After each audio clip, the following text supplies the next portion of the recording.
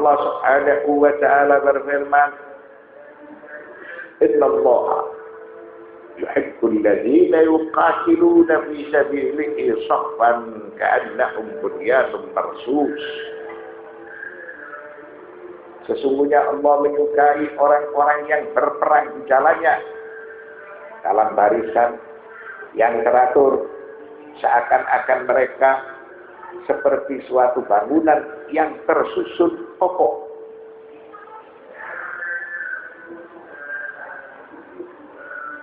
Ayat ini menjelaskan ka'annahum bunyanun marsus, seakan mereka seperti suatu bangunan yang kokoh. Apa yang dimaksudkan? Maka yang dimaksudkan dengan bangunan yang kokoh seperti yang tertera di dalam surat Al-Kahfi ayat 96. Bangunan yang kokoh itu seperti bangunan yang dibuat oleh Iskandar Dzulqarnain. Maka yaqulullah Ta'ala, qala atuni ukhrij 'alaiki qatra. Iskandar Dzulqarnain mengucapkan, berilah aku tembaga yang mendidih agar kutuangkan ke atas besi panas itu. Maka hasrat keinginan orang-orang yang beriman ketika mereka diseru untuk berjuang, ini harus lebih kuat dari bangunan yang telah dibuat oleh Iskandar Dzulqarnain. Harus lebih kuat dari muatan surat Al-Kahfi ayat 96. Fi qaulihi ta'ala, qala atuni ukhrij 'alaiki qitra. Iskandar Dzulqarnain mengucapkan, berilah aku tembaga yang mendidih agar kutuangkan ke atas besi panas itu. Inilah arti dari bangunan yang kokoh. Dalam Sunnatul Nabawiyah, beliau sallallahu alaihi wasallam bersabda, inna Allah subhanahu yuhibbu tamasukal jama'ati wa ta'aludiha fi kulli ma ya'udu 'alaiha bil khairi was salah. Allah subhanahu wa ta'ala, dia senang mencintai kepada sekelompok manusia yang memiliki hubungan kuat dan erat, sehingga mereka selalu melakukan kebajikan, selalu melakukan perbuatan-perbuatan yang diridhai oleh Allah Subhanahu wa ta'ala. Al-hasil, kesimpulannya dari kajian kita hari ini, bahwa Allah Subhanahu wa ta'ala dalam surat Al-Jum'ah menjelaskan,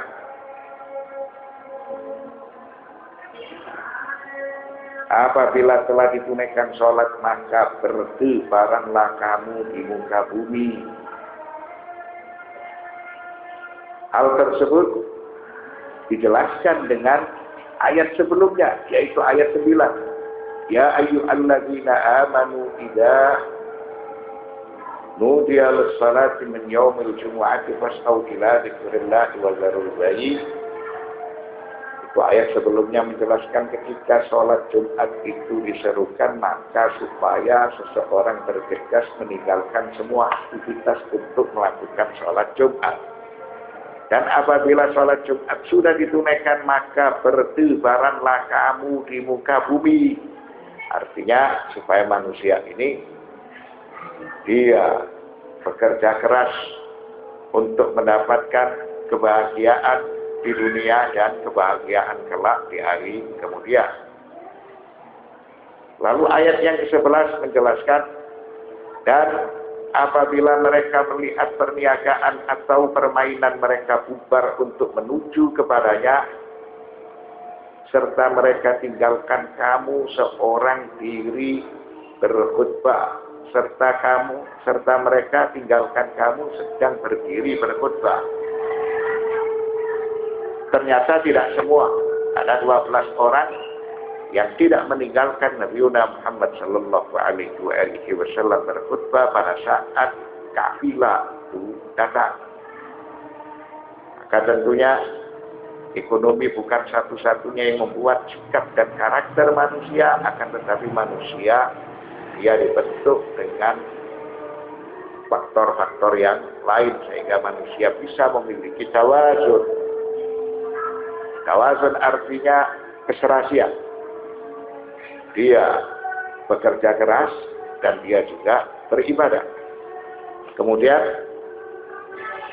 pada surat As-Saff ayat yang pertama, sabbaha lillahi ma fis samawati wa ma fil ardi wa huwal azizul hakim. Maka semua yang ada di langit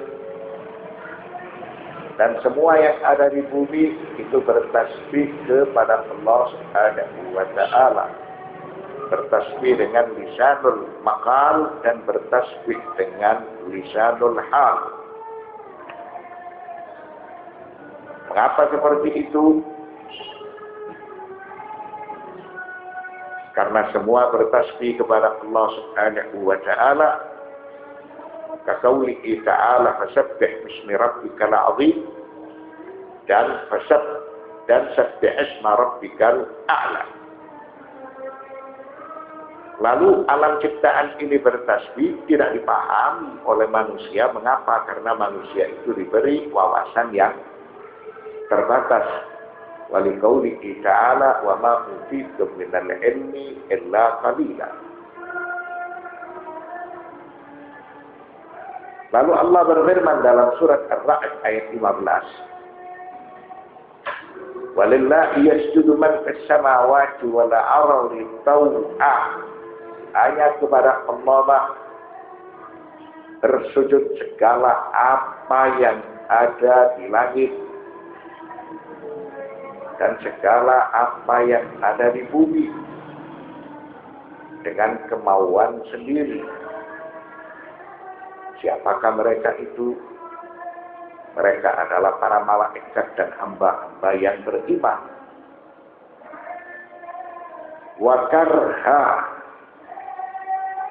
ataupun bertasbih dalam keadaan terpaksa. Siapakah yang bertasbih dalam keadaan terpaksa? Kal kafaratil mukra'ina bisayfi, seperti orang-orang kafir yang kalah perang. Akhirnya mereka dengan terpaksa masuk Islam. Lalu mereka juga melaksanakan apa-apa yang telah diperintahkan oleh agama, apa-apa yang telah diperintahkan oleh Allah, sehingga mereka beribadah, mereka bertasbih menurut keterangan ayat tersebut dalam keadaan terpaksa. Wazilaluhum, dan sujud pula kepada Allah bayang-bayangnya di waktu pagi dan petang. Wazilaluhum bil huduwi wal asar. Itu semua menjadi kehendak Allah. Segala sesuatu yang ada di alam ciptaan ini dia bertasbih. Dan ada sebagian dari mereka yang tidak dalam keadaan dipaksa, ada pula yang dalam keadaan dipaksa. Lalu salah satu dari tanda kebesaran Allah, bayang-bayang di waktu pagi dan petang hari. Karena itu semua menunjukkan kekuasaan Allah wa ta'ala. Ayat selanjutnya, ya ayyuhalladzina amanu lima taquluna ma la taf'alun. Allah berfirman, wahai orang-orang yang beriman, mengapa kamu mengatakan apa yang tidak kamu perbuat? Ada dua pendapat. Pendapat yang pertama menjelaskan sikap orang-orang munafik. Sedangkan pendapat yang kedua, ada sebagian dari mereka yang berharap agar perintah untuk melakukan peperangan itu diturunkan, tapi pada saat perintah tersebut diturunkan lalu mereka enggak. Sehingga Allah Subhanahu wa taala menurunkan firman-Nya, ya ayyuhalladzina amanu lima taquluna ma la taf'alun kabura maqtan 'indallahi an taqulu ma la taf'alun. Amat besar kebencian di sisi Allah bahwa kamu mengatakan apa-apa yang tidak kamu kerjakan. Sallallahu ala sayyidina Muhammadin wa alihi thayyibin at-tahirin walhamdulillahi rabbil alamin.